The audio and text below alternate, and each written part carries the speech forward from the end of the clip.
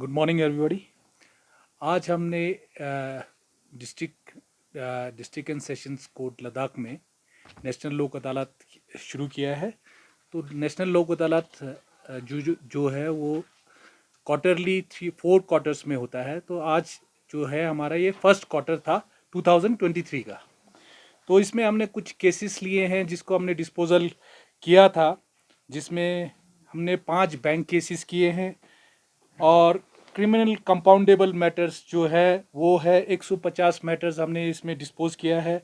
Civil matters एक civil matters किया जो 1 ईयर ओल्ड था, और एक हमारा नेगोशिएबल इंस्ट्रूमेंट एक्ट होता है जो चेक बाउंस का केस होता है, वो हमने किया था जिसमें 9 लाख का रिकवरी हुआ था। और बैंक केसेस में तकरीबन हमने 5 लाख रुपए का जो रिकवरी करवाया है।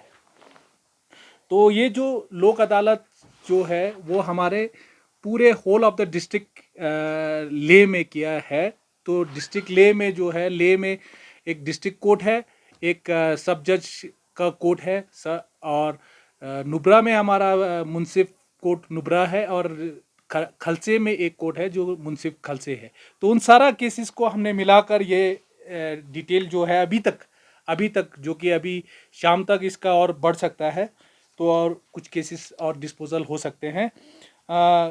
इसमें हमारे जो क्रिमिनल कंपाउंडेबल मैटर्स आता है, इसमें लेबर केसेस आते हैं जिसमें लेबर कंप्लेंट्स होते हैं और म्यूनिसिपल कंप्लेंट्स होते हैं। वो होता है वो हमारा तकरीबन 150 मैटर्स रिजॉल्व हो चुका है। उसमें हमने फाइन वाइन लेके वो ख़त्म हो जाता है। तो और प्री लिटिगेशन जो है, प्री लिटिगेशन में हमारे कुछ मैटर्स है जो कि विदाउट ट्रायल जो हमारा यहाँ पर लिटिगेशन चलता है, उसको हम सिर्फ पार्टीज को समन करके वहाँ पर उसको रिजॉल्व करते हैं विदाउट ट्रायल। तो जिसमें अगर कॉम्प्रोमाइज़ हो जाता है तो उसको हम रिजॉल्व करके, तो वो प्री लिटिगेशन में हमारे 5 केसेस थे जिसमें बैंक केसेस भी इन्वॉल्व है। तो और सिविल मैटर तो नॉर्मली वही था जिसमें दो लोगों का वो डिस्प्यूट था एक प्रॉपर्टी के ऊपर लीज का, तो उसको हमने रिजॉल्व किया है। तो वो अभी उसका भी अभी अवार्ड अभी से हो गया है।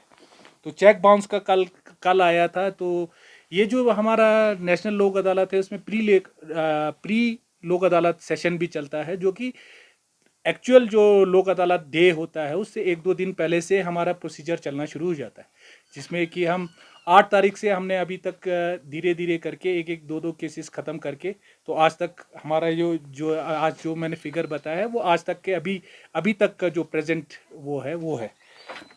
तो उसमें जो चेक बाउंस में है वो उसमें एक वो था, उसको हमने रिजॉल्व किया जिसमें वो 9 लाख का उन्होंने रिकवरी कराया। Thank you very much. तो सर एक क्वेश्चन था मेरा आपसे। हाँ जी। जैसे कि आजकल बहुत ज़्यादा क्राइम इन्वॉल्व हुआ है, साइबर क्राइम रिलेटेड, तो उसके हाँ रिलेटेड जी। आपके पास बहुत सारे केसेस आते हैं। एक्चुअली जो साइबर क्राइम रिलेटेड जो है, ये क्रिमिनल केसेस जो है एक्चुअली हम लोग अदालत में नहीं ले सकते। वो होता है क्राइम अगेंस्ट स्टेट होता है, तो उसको हमें नॉर्मली ट्रायल पर ही जाना पड़ता है। उसमें एफआईआर लॉज होता है और ट्रायल में ही जाना पड़ता है। यहाँ पर जो होता है ये सिविल मैटर्स या क्रिमिनल कंपाउंडेबल मैटर्स होते हैं, जिसमें कंपाउंडेबल मैटर्स जो है सीआरपीसी में क्लियरली स्टेटेड है कि कौन कौन से मैटर्स जो है वो कंपाउंडेबल है, जिसमें 2 लोग कॉम्प्रोमाइज़ कर सकते हैं एक दूसरे के साथ।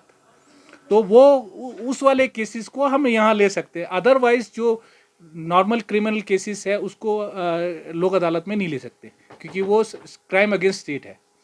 सर, लोगों का कैसा फीडबैक रहता है लोक अदालत में? वो आते हैं जिस तरह से आप कह रहे हैं कि इसमें ज़्यादा सीवियर केसेस नहीं लेते हैं, नॉर्मल केसेस लिया जाता है, तो लोगों का कैसा फीडबैक रहता है? जो लोग यहाँ आते हैं इसमें पार्टिसिपेट करते हैं, वो उनका क्या कहना है? एक्चुअली ये है कि लोक अदालत में आना, आप जितने भी सिविल डिस्प्यूट है आप सब ले सकते हैं।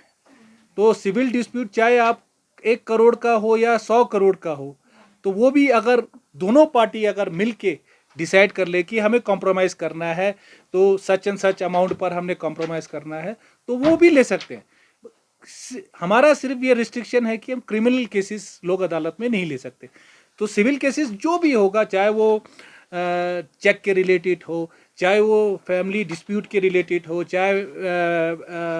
चाहे वो प्रॉपर्टी के रिलेटेड हो, कोई भी केसेस जो सिविल नेचर है वो सारे लोक अदालत में लिया जा सकता है।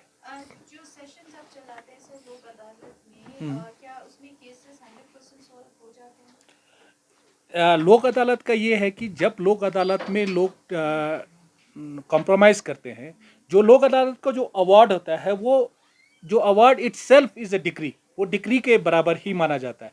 तो उसको वो प्रॉपरली फुली एग्जीक्यूटेबल है, वो उसको एग्जीक्यूट किया जा सकता है कभी भी। तो जैसे कि सर दो पार्टीज में डिस्प्यूट चलता है, हाँ जी। केस लगने के बाद, हाँ। तो अगर फर्स्ट पार्टी मानती है, सेकंड पार्टी बोलती है कि नहीं मुझे कॉम्प्रोमाइज नहीं करना है, तो उसके बाद कोर्ट का क्या रिएक्शन रहता है? नहीं, अब लोक अदालत में ये है कि जो डिस्प्यूट लोग दोनों मिलकर कॉम्प्रोमाइज़ करना चाहते हैं उसी को ही लेते हैं। जिसमें एक पार्टी नहीं मानता है तो लोक अदालत में हम उनको ज़बरदस्ती नहीं कर सकते, तो उसका तो वही जो ट्रायल पहले चल रहा था वही ट्रायल चलेगा जब तक ट्रायल चल रहा है। अगर कोई बीच में आके दोनों पार्टी जब तक नहीं मानता है तब तक लोक अदालत में उस केस को नहीं लिया जाता है। लोक अदालत का ये भी हम समझे कि जो केसेस काफी पेंडिंग भी रहती है, हाँ। वो हेल्प करता है लोक अदालत में उतना ही जल्दी हाँ, रिजॉल्व बहुत सारे केसेस यहाँ आते हैं जहाँ 3-4 साल केस रिजॉल्व नहीं हो रहे हैं और अचानक कुछ या मीडिएशन, हमारा मीडिएशन कंसिलिएशन का जो प्रोविज़न है सेक्शन 89 CPC में, उसके तहत भी कभी कभी बहुत सारे पुराने केसेस भी रिजॉल्व हो जाते हैं, तो उसको लोक अदालत में लिया जा सकता है। लोक अदालत में लेने का मतलब ये है कि आपका जो वो जो कम्बरसम प्रोसीजर है, जो 3-4 5 साल जो चलता है प्रोसीजर, एविडेंस लाना, विटनेस लाना, फिर बहुत सारे अदर प्रोसीजर्स होते हैं। कोई किसी ने एप्लीकेशन, मिसलेनियस एप्लीकेशन फाइल कर दिया, फिर उसका ऑब्जेक्शन देना, फिर उसमें बहस करना, तो वो बहुत कम्बरसम प्रोसीजर होता है, लंबा प्रोसीजर होता है। तो उसको शॉर्टन करने के लिए लोक अदालत में क्या करते हैं कि दोनों कॉम्प्रोमाइज़ कर लेते हैं कि इस टर्म्स एंड कंडीशन पर, उसी टर्म्स एंड कंडीशन पर डिक्री भी इशू हो जाता है अवार्ड के साथ।